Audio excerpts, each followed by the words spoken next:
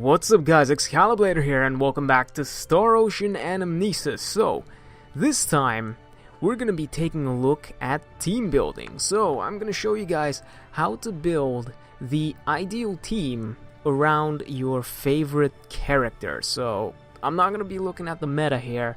Instead, I'm going to be looking at whatever character you want to run as your quote-unquote main character, and I'm going to tell you how to build your team around them. So, let's get started.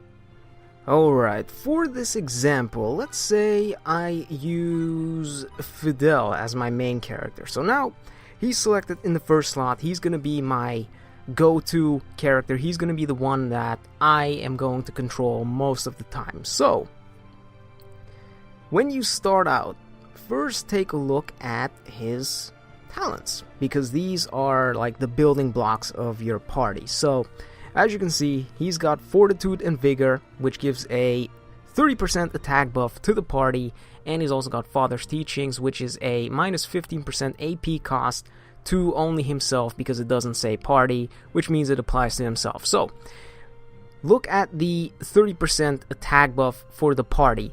That is one of the important parts about Fidel's kit right here. He gives the entire party a 30% attack buff, which means we're going to try to work off of that.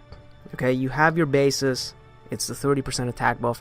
Now you want to pick characters that can work with that 30% attack buff.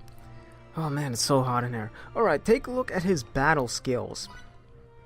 So as you can see here, he's got Ethereal Blast as his rush mode, and that means that he does 3000% times his attack. What I was going to say was he gets a minus 60% AP cost reduction after he's used his rush for 20 seconds. So after he's done rushing, all of his actions cost 60% less AP.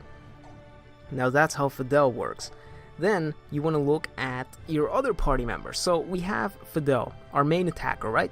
He does physical damage, he buffs attack of the party. By the way, attack is the physical attack or the physical damage stat for the entire party. So him buffing attack by 30% means that we need to mostly pick physical characters. Alright, so for our second slot, we want to pick a character that supports Fidel, of course, because he's going to be our main character. In this case, I'm going to pick Maria because she's OP.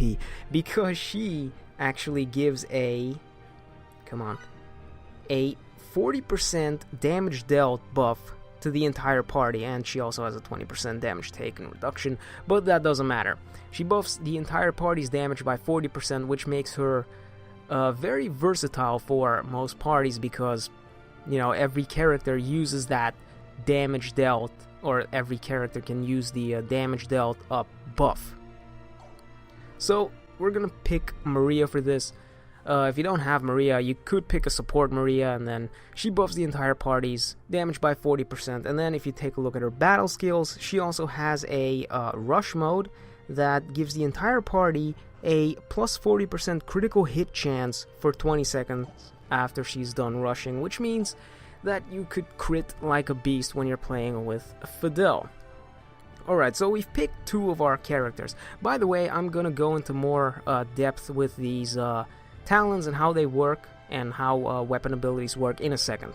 So now we need to pick our third character, and we actually need to work off of the strengths of our current character. So we have a close range attacker in Fidel, and we have a ranged character in Maria, which means it might be wise for us to pick a healer for the last slot. We could pick a defender, or we could pick another physical attacker, but then we'd have to take a look at their talents and see what they're good at. So like for instance, if I were to pick Andre and then take a look at his talents, he has a plus 10% chance of doing extra critical hits for the entire party. So he buffs the entire party's critical hit chance by 10%. This is a really good buff, were it not for the fact that Maria does the exact same thing with her rush. So, you know, granted you need to rush with Maria to get the critical hit chance buff, but if you do get the buff with Maria, that critical hit chance buff will override Andre's buff, and that means that his critical hit chance buff will not come into play as long as Maria's buff is active. And while I'm talking about these talents and factors and how they stack, take a look at the help menu and then scroll all the way down to the bottom, and then right here you have the description on how buffs stack with each other. So, breakdown of rules for talent and factor stacking. Talents and factors that remain active so long as they are equipped, that's number 1. And then if you go down here, where is it? Right there. Effects of factors and talents that fall under category 1 will stack. If the character talent and the weapon factor are the same, their effects will be added together. So what they mean by that is that if you have a talent and a weapon factor, and they're both of the same type, like their example right here, attack plus 30% and attack plus 15%, they're both attack buffs, which means they're of the same type, and that means that they stack.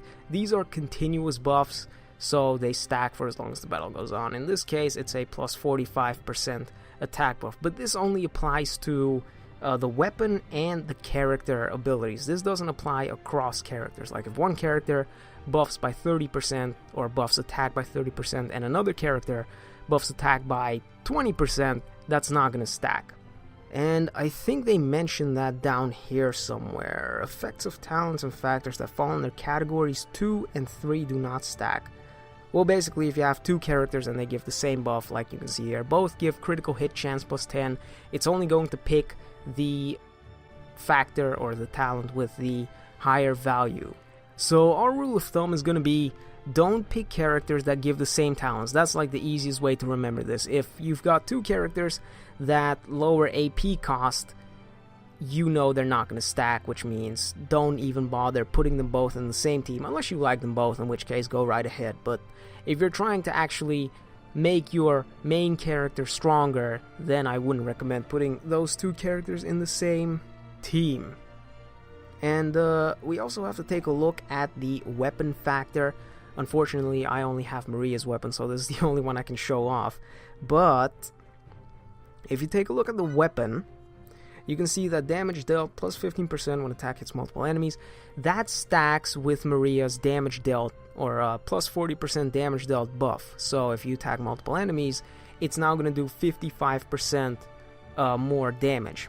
And her Crimson Squall does 20% more damage. That's one of her attacks, does more damage like this. And every character has their own weapon that gives them like different types of buffs, and those stack with their talents, like you were able to read in the help menu. So it's also important to keep in mind the buffs that your weapons give to your characters when you're building your team. And we still need to take a look at our third character. In my case, I'm just going to pick a healer. I could pick Miki or Chloe. I'm just going to go with Chloe. It doesn't really matter. This is just an example.